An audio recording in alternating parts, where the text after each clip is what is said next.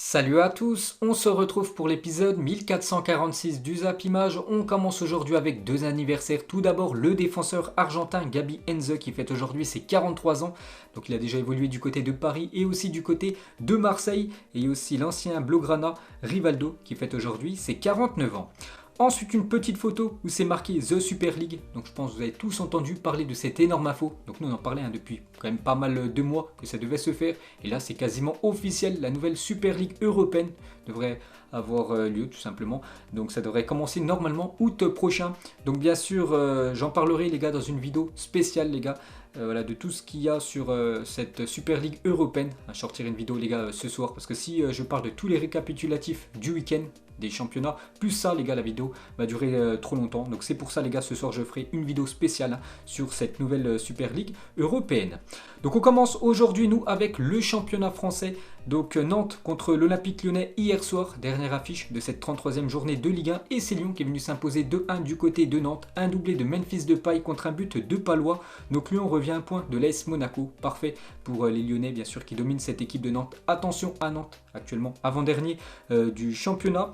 Donc Memphis Depay en 2021, c'est déjà 10 buts et 5 passes décisives, toutes compétitions confondues pour le capitaine lyonnais. N'oubliez pas qu'il est en fin de contrat, en fin de saison, donc ça sent le départ de l'attaquant néerlandais. Il pourrait peut-être aller du côté du FC Barcelone et on peut voir qu'actuellement c'est lui le troisième meilleur buteur étranger de l'histoire avec Lyon en Ligue 1 derrière Juninho et Sonny Anderson. Donc Memphis Depay déjà 60 buts en Ligue 1 pour l'attaquant néerlandais. Et pour finir avec l'Olympique Lyonnais, donc la semaine prochaine, énorme match. Donc Lyon reçoit l'équipe de Lille. Donc quel incroyable choc qui se profile, peut-être qu'on en saura un peu plus sur l'identité du futur champion de France dimanche prochain, Lyon contre Lille. N'oubliez pas qu'il reste 5 journées dans le championnat de Ligue 1. Ensuite, on va parler de l'autre Olympique qui jouait samedi après-midi, l'Olympique de Marseille contre Lorient. Et victoire des Marseillais dans la douleur, mais victoire au bout, 3-2 pour l'OM, un but de Payet et un doublé de Lirola, le défenseur de l'OM. Donc Paul Lirola a inscrit ses deux premiers buts avec l'OM aujourd'hui et qu'ils sont importants ces buts bien sûr, parce qu'il permet à son équipe de prendre les 3 points. Et toujours avec Paul Lirola, le défenseur espagnol est le premier latéral à inscrire un doublé avec l'OM en Ligue 1 depuis Tai Teo, donc ancien bien sûr joueur de l'OM, le Nigérian. C'était face à Grenoble le 12 avril 2009. Ensuite, on va parler du premier buteur côté marseillais, Dimitri Payet, un but en dehors de la surface. Donc il a marqué 24 buts de l'extérieur de la surface de réparation. C'est plus que n'importe quel autre joueur en Ligue 1 depuis qu'Opta analyse le championnat de Ligue 1. Donc félicitations à Payet. Et pour finir avec lui, donc Payet et Florian Thauvin sont directement impliqués sur 33 buts cette saison. Donc Payet c'est 35 matchs pour 8 buts et 7 passes D. Et Florian Thauvin c'est 40 matchs, 8 buts et 10 passes D pour l'attaquant marseillais. Ensuite, on va parler du coach Sampaoli. Actuellement, tout va bien pour lui du côté de l'OM. Donc Sampaoli a remporté ses 4 premiers matchs au Vélodrome avec l'Olympique de Marseille. Une première dans l'élite depuis 1996 pour le club phocéen. 4 premiers matchs pour lui à domicile, 4 victoires. C'est très bien en termes de statistiques. Donc les débuts encourageants de Sampaoli avec l'OM. Donc en tout, il y a 3, 4, 5, 6, 6 matchs.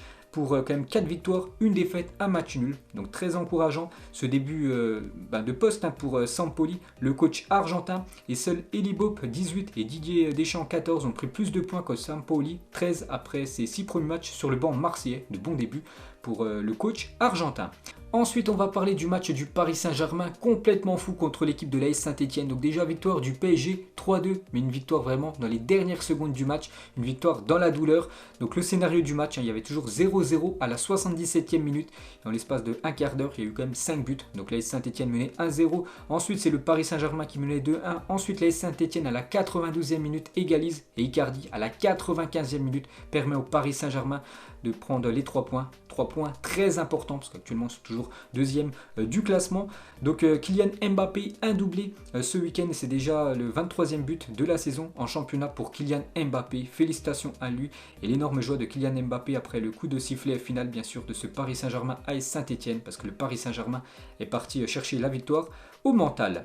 Ensuite, toujours avec Mbappé a désormais inscrit 103 buts en championnat avant l'âge de 23 ans et c'est tout simplement un record. L'ancien record était détenu par Raúl, l'attaquant espagnol qui avait inscrit 101 buts en Liga avant l'âge de 23 ans. Donc une nouvelle stat pour montrer que Kylian Mbappé très précoce. Et pour finir avec lui, il a fait une déclaration à la fin du match, il a dit: le championnat est extrêmement important pour nous, ça serait le 10e, on veut rentrer dans l'histoire du club, on veut gagner, on est des compétiteurs, il y a une course au titre cette année, pas de secret, il faut se donner à fond. Donc voilà la déclaration de Kylian Mbappé, il aimerait remporter ce 10e championnat pour le Paris Saint-Germain. N'oublie pas que le PSG actuellement c'est 9 championnats de Ligue 1 remportés. Ensuite on va parler peut-être de la meilleure équipe en France sur cette année 2021, c'est l'équipe de l'AS Monaco qui se déplaçait du côté de Bordeaux.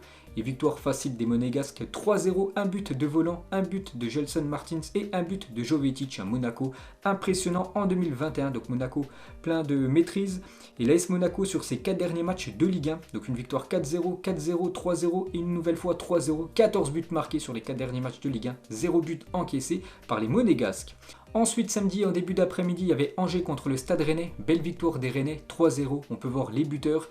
A noter que Terrier, nouveau but pour lui. Et sur les 5 derniers matchs, quasiment à chaque fois décisif, sur les 5 derniers matchs de Martin Terrier, c'est 3 buts et 3 passes D pour l'attaquant français. Et on peut voir que Rennes, les gars, depuis l'arrivée de Bruno Genesio sur le banc, ça va bien mieux. Parce qu'on peut voir qu'ils ont enchaîné quand même pas mal de victoires. Ensuite, on va parler du Racing Club de Lens qui se déplaçait du côté de Brest. Et nouveau match sans défaite pour l'équipe de Lens, actuellement quand même promue en Ligue 1. Et c'est quand même le 12e match de suite sans défaite. Meilleure série en cours en Ligue 1 pour cette équipe du Racing Club de Lens. Et pour finir les gars sur cette équipe lensoise, donc Jonathan Varane, le demi-frère de Raphaël Varane, qui évolue du côté du Real Madrid, a été retenu dans le groupe lensois pour affronter le Stade brestois. C'était hier. C'est une première pour le milieu de terrain âgé seulement de 19 ans. Donc on espère tous qu'il fasse la même carrière que son demi-frère. Ensuite, on va parler d'un événement pour l'équipe de Dijon qui s'est imposé 2-0 contre le l'OGC Nice, donc un but de Chafik et un but de Benzia. Pourquoi c'est un événement? Parce que l'équipe de Dijon restait sur 12 défaites d'affilée en Ligue 1. Ils mettent fin à cette très mauvaise série. Donc en s'imposant 2-0 face à Nice, Dijon s'impose pour la première fois à domicile depuis le 7 mars 2000. Ça faisait plus d'1 an qu'ils n'avaient pas gagné à domicile, cette équipe de Dijon. Sur une série catastrophique, donc bien sûr ils joueront l'année prochaine en Ligue 2 et Dijon n'a remporté que 3 matchs cette saison en Ligue 1, mais 2 l'ont été face à Nice, une victoire 3-1 au match aller et une victoire 2-0 hier contre les Aiglons. Ensuite, sinon, un petit coup d'œil à tous les autres résultats de cette 33e journée de Ligue 1. Donc Reims contre Metz 0-0, Nîmes contre Strasbourg 1 partout. On peut voir l'équipe type de cette 33e journée de Ligue 1. Donc des joueurs qu'on connaît très bien, qu'on voit souvent dans l'équipe type chaque journée, comme Kylian Mbappé, Paqueta ou même Memphis Depay. Le top 3 des meilleurs buteurs de la Ligue 1, c'est toujours Kylian Mbappé en tête, en plus avec 2 buts de plus. Donc 23 buts maintenant pour Mbappé devant Memphis Depay, 18 buts et Wissam Ben Yedder, 17 buts.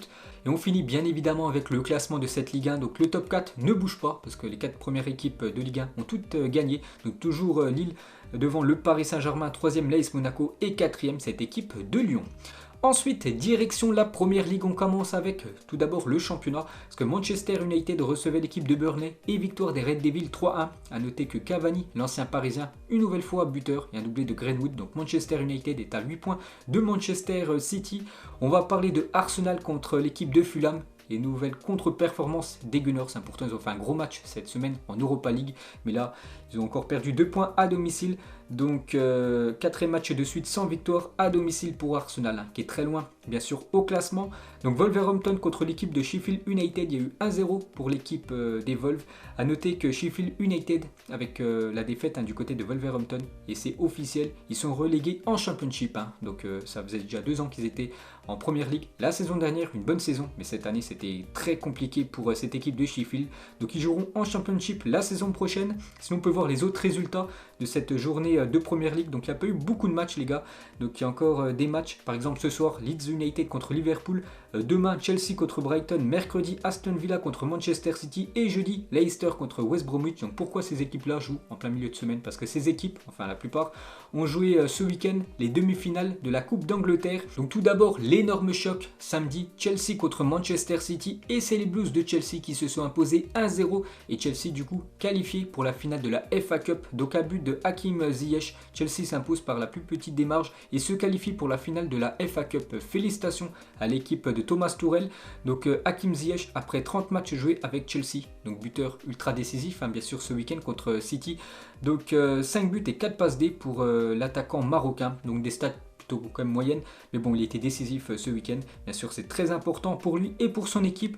Et Chelsea, depuis que Thomas Tuchel est sur le banc, c'est 13 victoires, 4 matchs nuls, seulement 2 défaites. Finale actuellement de la FA Cup et demi-finaliste de la Ligue des Champions. Donc grosse saison quand même pour cette équipe des Blues. On continue toujours sur ce match. Une très mauvaise nouvelle pour l'équipe de Manchester City. À J-9 du match de Ligue des Champions, aller contre le Paris Saint-Germain. Parce que touché à la cheville, Kevin De Bruyne est sorti sur blessure face à Chelsea. C'est tout simplement le capitaine de cette équipe de Manchester City. Voilà, le poumon de ce milieu de terrain. Et ça, c'est une très mauvaise nouvelle pour les Citizens. Donc Pep Guardiola, à propos de la blessure de De Bruyne, ça n'a l'air pas bon. Il a mal, on verra.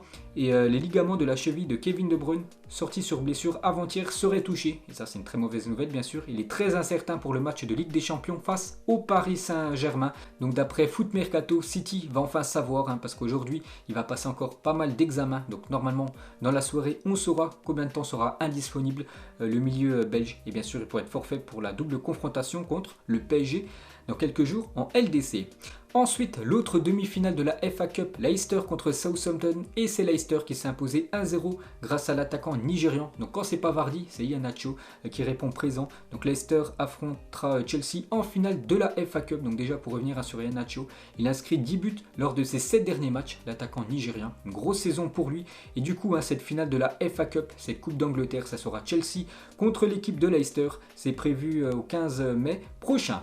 Ensuite, direction l'Espagne, on va parler du Real Madrid qui se déplaçait hier soir du côté de Retafe. Et nouveau match nul pour cette équipe du Real Madrid après le 0-0 contre Liverpool en milieu de semaine. La même chose, 0-0 cette fois-ci du côté de Retafe.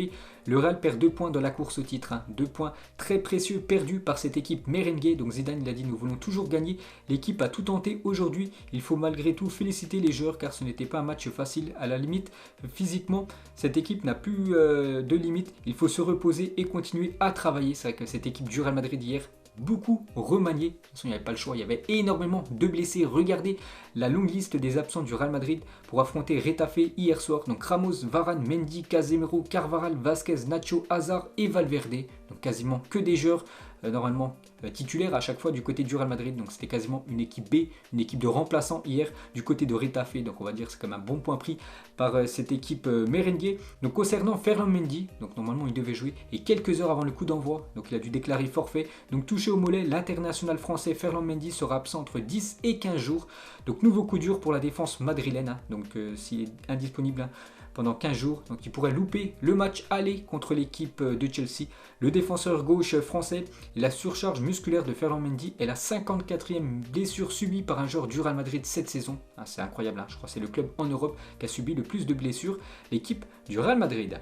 Ensuite, on va parler de l'autre Madrid, l'Atlético Madrid, elle qui a réalisé la très belle opération, donc c'était contre le dernier du championnat. Mais victoire au bout de l'Atlético 5-0, donc un doublé de Correa, un but de Carrasco et un doublé de Marcos Llorente. Donc grosse victoire de l'Atlético Madrid. Il y avait aussi Séville qui se déplaçait du côté de la Real Sociedad, donc le 4e contre le 5e, et c'est Séville qui s'est imposé 2-1. Donc du coup un petit coup d'œil au classement de cette Liga, toujours l'Atlético Madrid en tête avec 3 points d'avance maintenant sur l'équipe du Real Madrid et 5 points d'avance sur l'équipe du Barça. Mais le Barça a un match en retard, donc Séville toujours 4e. Ensuite, toujours avec le football espagnol, donc ce week-end, il y avait aussi la finale de la Copa del Rey entre Bilbao et l'équipe du FC Barcelone. Et grosse victoire des Blaugrana, 4-0, un but de Griezmann, un but de Frenkie de Jong et un doublé de Léo Messi. Le Barça remporte la Coupe du Roi 2021. Félicitations à cette équipe du FC Barcelone. Donc là, une Journal Sport. Et maintenant, pour la Liga, bien sûr, vu que maintenant l'objectif Copa del Rey a été validé. Maintenant, l'objectif des Blaugrana, faire le doublé et remporter le championnat. Donc on peut voir la joie des joueurs du FC Barcelone, bien sûr, avec cette finale remportée et surtout cette revanche prise contre Bilbao qui les avait battus en Super Coupe d'Espagne il y a quelques mois. Donc Léo Messi aussi avec la coupe, Lionel Messi très heureux actuellement, il pourrait même prolonger bien sûr l'aventure avec cette équipe du FC Barcelone, lui qui était pressenti il y a quelques semaines, quelques mois du côté du Paris Saint-Germain.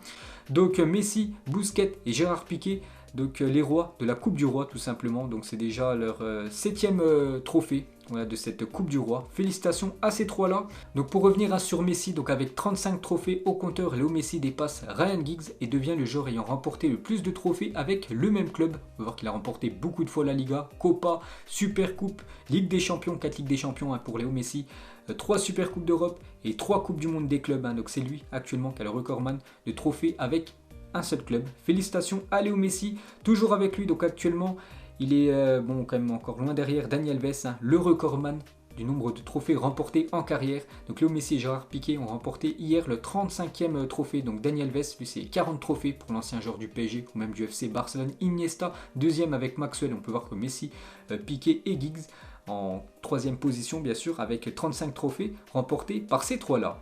Ensuite toujours avec Léo Messi, donc élu homme du match lors de cette finale bien sûr, gros match de Léo Messi. Donc Messi en 2021, donc ses stats sont tout simplement énormes, hein. 21 buts et déjà 8 passes décisives pour Lionel Messi, toutes compétitions confondues en 2021. On est seulement mi-avril, il a déjà inscrit 21 buts. Lionel Messi, donc en finale, il a marqué le 9e but en finale de Coupe du Roi dans sa carrière. Il s'agit encore d'un record pour l'attaquant argentin. Donc il a fait une déclaration à la fin du match. C'est toujours agréable de soulever un trophée, c'est une super soirée pour le groupe qui mérite beaucoup de bonheur. C'est évidemment toujours aussi spécial pour moi de soulever un trophée avec le club de toute ma vie. Bien sûr, cette équipe Blaugrana est toujours avec lui. Il a dit: j'espère sincèrement que les supporters sont heureux de là où ils nous regardent de chez eux. Bien sûr, hein, vu que cette finale qui se disputait du côté de Séville s'est jouée à huis clos. Donc toujours avec Léo Messi, donc avec son doublé ce week-end, c'est déjà le 31e but, toute compétition confondue pour Léo Messi. Et c'est la 13e année quand même où il dépasse la barre des 30 buts, toutes compétitions confondues. Lionel Messi, on peut voir chaque saison le nombre de buts qu'il inscrit, toutes compétitions confondues. Et c'est tout simplement un record, hein, déjà 13 saisons où il inscrit minimum 30 buts, l'attaquant argentin. Ensuite, on va parler d'Antoine Griezmann, premier trophée avec le Barça pour Antoine Griezmann, en plus buteur, hein, c'est lui qui a ouvert le score, parfait pour l'attaquant français. Et Griezmann cette saison avec le Barça, c'est 15 buts et 11 passes décisives, il est impliqué quand même dans 26 buts, l'attaquant Griezmann. Ensuite, la tradition de Piqué, après chaque nouveau trophée remporté, Gérard Piqué découpe les filets du match du sacre. Il doit avoir une belle collection de filets, hein, vu qu'il a quand même déjà remporté 35 trophées. Gérard Piqué, Serginho Dest est le premier joueur américain de l'histoire à avoir remporté la Copa del Rey. Félicitations au défenseur Serginho Dest. Ronald Araujo sur son compte Instagram: désolé mon amour, mais c'est mon plus beau selfie, bien sûr, celui fait avec Lionel Messi. Et après la finale d'avant-hier, Erling Haaland s'est mis à suivre Lionel Messi sur Instagram, de quoi alimenter encore un peu plus les rumeurs. Hein. Cette rumeur que Erling Haaland pourrait signer du côté du FC Barcelone lors du prochain mercato. Et pour finir avec cette Coupe du Roi, donc la classe du Real Madrid qui félicite le FC Barcelone pour son trophée en Coupe du Roi. Grande classe du Real Madrid envers le Barça. Et côté Bilbao, donc en l'espace de 2 semaines, l'Athletic Bilbao a perdu 2 finales de Copa del Rey. Donc le 3 avril le dernier, c'était la finale de la saison dernière, donc du coup qui s'est jouée début avril. Donc une défaite 1-0 contre le voisin de la Real Sociedad, et ce week-end une défaite 4-0. Ensuite, direction l'Italie, on commence avec l'énorme choc hier soir, Naples contre l'Inter Milan, score final 1-1. Donc l'Inter enchaîne un 12e match de suite sans défaite, parfait pour cette équipe de l'Inter, hein, parce que Naples c'est quand même un gros morceau, donc ils ont quand même pris un point à cette équipe de l'Inter. Il y avait aussi l'Atalanta Bergame contre la Juventus, et la Juventus de nouveau battue. L'Atalanta Bergame s'est imposé 1-0, la Juventus perd la 3e place, la Juve actuellement 4e et officiel. Donc Ronaldo était forfait pour le match, hein. Pirlo annonce le forfait de Cristiano Ronaldo face à l'Atalanta Bergame. Nous préférons ne prendre aucun risque, a-t-il déclaré. Et bien sûr, quand Cristiano Ronaldo n'est pas dans l'équipe de la Juventus, souvent l'équipe de la Juventus perd, parce que la Juventus n'a remporté aucun des matchs joués sans Cristiano Ronaldo cette saison en Serie A. C'est incroyable, aucun match a été remporté par l'équipe de la Juventus quand Cristiano Ronaldo n'était pas là. C'est une stat quand même incroyable, hein. CR7 dépendance bien sûr du côté de l'Italie, en espérant que Cristiano Ronaldo aille voir ailleurs lors du prochain mercato. Et Gasperini, l'entraîneur de l'Atalanta Bergame, il a dit: l'absence de Ronaldo, c'est le souci de la Juventus, pas le mien. Pour être honnête, j'aurais préféré que ce soit Dybala qui soit absent plutôt que lui. Donc voilà la déclaration de Gasperini envers CR7. Ensuite, il y avait aussi l'AC Milan contre le Rhénois, victoire de l'AC Milan 2-1, donc parfait pour l'AC Milan qui conforte sa 2e place. Il y avait un match complètement fou entre le Lazio et Benevento, score final 5-3 pour la Lazio de Rome. Regardez tout ce qui s'est passé, des buts contre son camp, des pénaltys ratés, des buts refusés, et du coup c'est la Lazio qui s'est imposé 5-3. Et à noter que Immobile, buteur, et Ciro Immobile a marqué son 15e but de la saison en championnat pour l'attaquant italien. Ensuite, il y avait aussi le Torino contre l'AS Roma, victoire du Torino 3-1, pourtant l'AS Roma menait 1-0. Du coup, un petit coup d'œil au classement de cette Serie A, toujours l'Inter en tête avec l'AC Milan 2e, l'Atalanta Bergame 3e, la Juventus 4e. Attention à la Juventus, parce que Naples est juste derrière. Ensuite, on finit bien sûr avec le championnat allemand, Wolfsburg contre le Bayern Munich, et c'est le Bayern Munich qui s'est imposé 3-2. Donc Musiala, doublé, et Choupo-Moting de nouveau buteur. L'attaquant camerounais, victoire importante pour le Bayern qui conforte sa place de leader. Wolfsburg reste à la 3e position. Et un gros événement les gars du côté du Bayern Munich, parce qu'à l'issue du match face à Wolfsburg 3-2, Hansi Flick a annoncé au micro de Sky qu'il souhaitait quitter le Bayern Munich en fin de saison. Je l'ai annoncé à l'équipe, je voudrais mettre un terme à mon contrat à la fin de la saison. Donc il va encore coacher cette équipe bavaroise jusqu'à la fin de saison et après il ira voir ailleurs. Donc il pourrait prendre tout simplement l'équipe allemande, la Mannschaft. Après bien sûr l'Euro, vu que Joachim Löw lui va quitter la sélection allemande. Donc le bilan actuel de Hansi Flick, c'est 80 matchs pour 66 victoires, 7 matchs nuls et seulement 7 défaites. Il a quand même gagné une fois le championnat allemand, certainement une deuxième fois dans quelques semaines. Une Coupe d'Allemagne, une Super Coupe d'Allemagne, une Ligue des Champions, une Super Coupe d'Europe, une Coupe du Monde des clubs, un palmarès énorme. Et du coup, qui va remplacer Hansi Flick sur le banc du Bayern Munich? Donc d'après Matthäus, il a dit: je le maintiens encore aujourd'hui, je suis sûr que Julian Nagelsmann remplacera Hansi Flick à la fin de la saison. Donc Nagelsmann entraîne actuellement l'équipe du RB Leipzig. Ensuite, toujours avec cette équipe du Bayern, mauvaise nouvelle pour cette équipe pour cette fin de saison, parce que Lucas Hernandez, aussi mauvaise nouvelle pour l'équipe de France, est sorti sur blessure ce week-end face à Wolfsburg. L'international français est touché à la cheville gauche, son corps le laisse vraiment pas tranquille, Lucas a déjà subi pas mal de blessures cette saison, donc nouvelle blessure pour Lucas Hernandez, donc bon rétablissement à lui. Et pour finir avec cette équipe du Bayern, pour obtenir une 5e étoile sur son maillot en cas de titre de champion d'Allemagne à l'issue de la saison. Donc on en saura un petit peu plus dans les prochaines semaines. Ensuite, on va parler du BVB, donc Dortmund qui joue contre le Werder de Brême. Et grosse victoire de Dortmund 4-1, donc un but de Rena, un but de Hummels et un doublé de Erling Haaland, de nouveau buteur. Donc Haaland vient de mettre fin à sa disette de 7 matchs sans marquer, doublé pour le Norvégien. Donc les stats folles de Erling Haaland avec Dortmund, toutes compétitions confondues, donc 54 matchs pour 51 buts pour l'attaquant norvégien. Et pour finir avec le Borussia Dortmund, on avait parlé hier.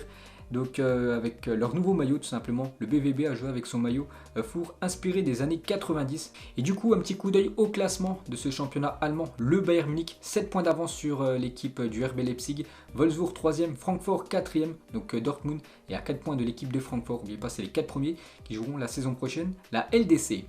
Et pour finir les gars, ce tour d'Europe, on va terminer avec le football féminin, car hier, un match très important pour deux équipes françaises. C'est un quart de finale retour de Ligue des Champions entre Lyon et le Paris Saint-Germain. Et c'est le PSG qui s'imposait 2-1 du côté de Lyon. Au match aller, il y avait eu 1-0.